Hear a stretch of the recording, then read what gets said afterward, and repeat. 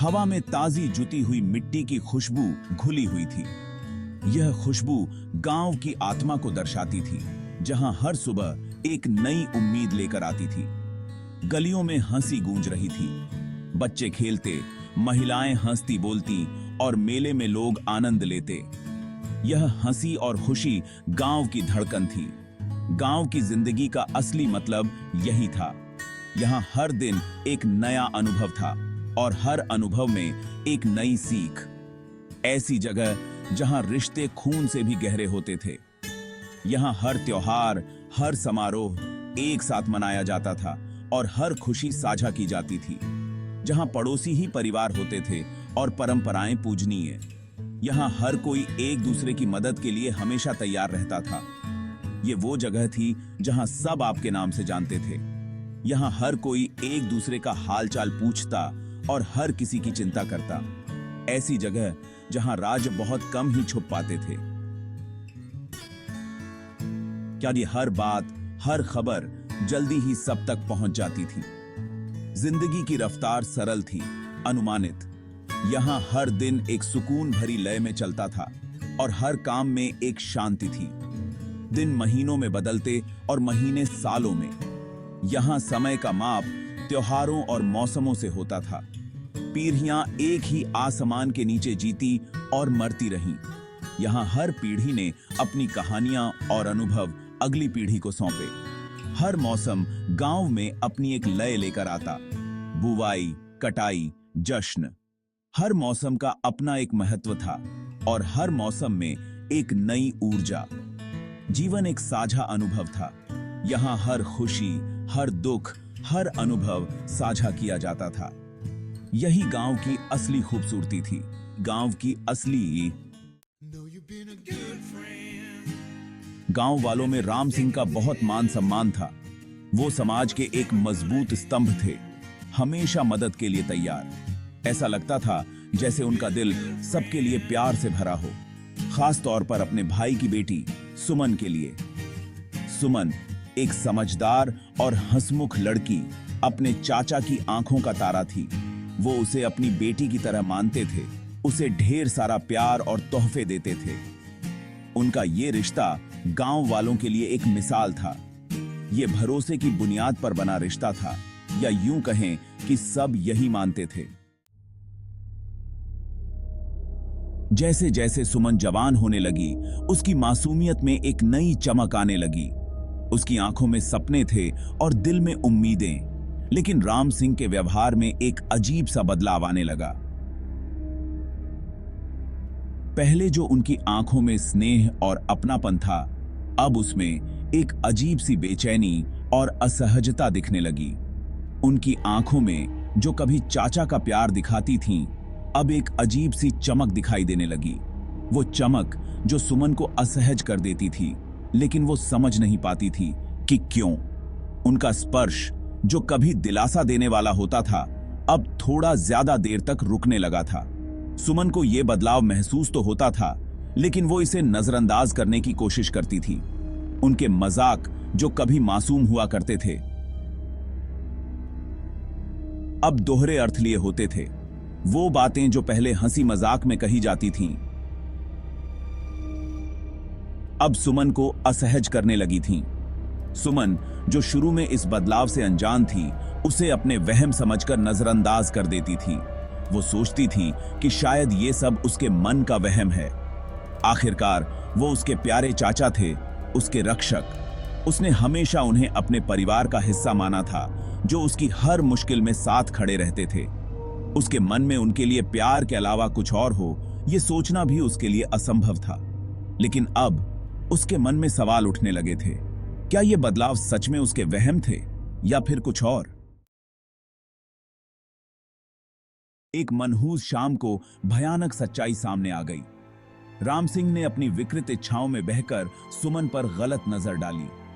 इतने समय से छुपे हुए उनके असली इरादे अब सबके सामने आ गए थे। सुमन पूरी तरह टूट गई। उसकी दुनिया, जिस भरोसे को वो इतना पवित्र मानती थी, वो सब चकनाचूर हो गया। जिस इंसान का वो सम्मान करती थी, जिस इंसान को उसकी रक्षा करनी थी, उसी ने उसके साथ इतना बुरा किया था। डर, घृणा और विश्वासघात की गहरी भावना ने उसे घेर लिया।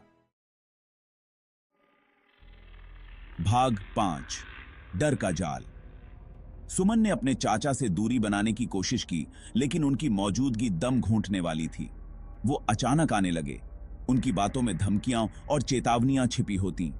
वो उसे याद दिलाते कि अगर उसने कुछ कहा तो उसके परिवार की कितनी बदनामी होगी। सुमन डर और खामोशी के जाल में फंस गई थी।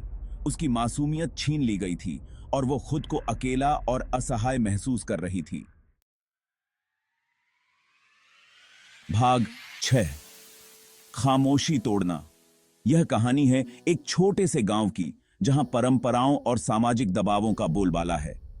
इतने दबाव और डर के बावजूद सुमन ने अपने मां बाप से बात करने की हिम्मत जुटाई। उसने अपने दिल की बात कहने का फैसला किया, चाहे परिणाम कुछ भी हो। पहले तो उन्हें यकीन नहीं हुआ, लेकिन आखिरकार उसके मां बाप अपनी बेटी के साथ खड़े हुए। उन्होंने सुमन की बातों को गंभीरता से सुना और उसे भरोसा दिलाया कि वे उसके साथ हैं। उन्होंने राम सिंह के खिलाफ आवाज उठाने का फैसला किया, जो गांव में एक प्रभावशाली व्यक्ति था। यह निर्णय आसान नहीं था, लेकिन सुमन और उसके परिवार ने हिम्मत नहीं हारी, उसे उस दरिंदे के रूप में सबके सामने लाने का। गांव के लोग भी इस मुद्दे पर बंट गए थे। कुछ ने सुमन का समर्थन किया, जबकि कुछ ने राम सिंह का। परिवार गांव के बुजुर्गों के पास गया, न्याय की उम्मीद में। उन्होंने सोचा कि बुजुर्ग उनकी बात सुनेंगे और सही निर्णय लेंगे, लेकिन न्याय की उनकी गुहार अनसुनी कर दी गई। बुजुर्गों ने उनकी बातों को नजरअंदाज कर दिया और सुमन के परिवार को निराशा हाथ लगी। बुजुर्ग समाज में राम सिंह की स्थिति के कारण अंधे हो चुके थे और उन्होंने आरोपों पर विश्वास करने से इनकार कर दिया। उनके लिए राम सिंह का प्रभाव और प्रतिष्ठा अधिक महत्वपूर्ण थी। उन्होंने आरोपों पर विश्वास करने से इनकार कर दिया। सुमन और उसके परिवार को लगा कि उनकी आवाज दबा दी गई है। उन्होंने परिवार से चुप रहने, अपने परिवार का मान बचाने का आग्रह किया, लेकिन सुमन और उसके परिवार ने हार मानने से इनकार कर दिया। वे जानते थे कि सच्चाई की लड़ाई आसान नहीं होती, लेकिन वे इसके लिए तैयार थे। भाग 7, फुसफुसाहटों का गांव। राम सिंह पर लगे आरोपों की खबर जंगल की आग की तरह पूरे गांव में फैल गई। कभी सम्मानित व्यक्ति अब फुसफुसाहटों का विषय बन गया था। हालांकि समर्थन के बजाय सुमन और उसके परिवार को आलोचना और बहिष्कार का सामना करना पड़ा। उन्हें झूठा, उपद्रवी और एक अच्छे आदमी की प्रतिष्ठा धूमिल करने वाला बताया जाने लगा। सामाजिक दबाव का भार उन्हें कुचलने लगा था। भाग 8, न्याय की जीत।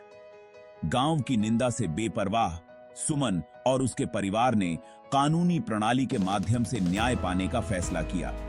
उन्होंने राम सिंह के खिलाफ मामला दर्ज कराया और अपने साथ हुई इस घटना के लिए उसे जिम्मेदार ठहराने की ठान ली। मुकदमा लंबा और कठिन था, जिसमें भावुक गवाहियां और दर्दनाक खुलासे हुए। सुमन की बोलने की हिम्मत ने दूसरों को राम सिंह के खिलाफ उत्पीड़न की अपनी कहानियां साझा करने के लिए प्रेरित किया। उसका ध्यान से बनाया गया मुखौटा टूट गया, जिससे उसके नीचे छिपा दरिंदा सबके सामने आ गया। भाग 9, जख्म और इलाज। आखिरकार न्याय की जीत हुई। अदालत ने राम सिंह को दोषी पाया और उसे उसके अपराधों के लिए जेल की सजा सुनाई। गांव सच्चाई का सामना करने के लिए मजबूर, स्तब्ध होकर देखता रहा, क्योंकि जिस व्यक्ति का वे सम्मान करते थे उसे हथकड़ी पहनाकर ले जाया जा रहा था। सुमन की जीत उसके साहस और दृढ़ता का प्रमाण थी, लेकिन विश्वासघात के सीहम के क्रीम है कहम गहरे थे। आगे का सफर लंबा था, खुद को ठीक करने और अपनी जिंदगी को फिर से जीने का रास्ता। भाग 10, एक सबक। सुमन की कहानी एक कड़वी याद दिलाती है कि राक्षस हमेशा अंधेरे में नहीं छिपे होते। वो उन लोगों के चेहरे पर भी हो सकते हैं जिन पर हम सबसे ज्यादा भरोसा करते हैं। यह पीड़ितों पर विश्वास करने, उनकी आवाजों को बुलंद करने और दुर्व्यवहार करने वालों को बचाने वाली चुप्पी की संस्कृति को चुनौती देने के महत्व पर प्रकाश डालता है। यह एक कड़वी याद दिलाती है कि विश्वास और सम्मान कोई अधिकार नहीं है, बल्कि सम्मानजनक कार्यों से अर्जित विशेषाधिकार हैं, और यह कि कभी-कभी खामोशी तोड़ना सबसे बहादुर कृत्य होता है।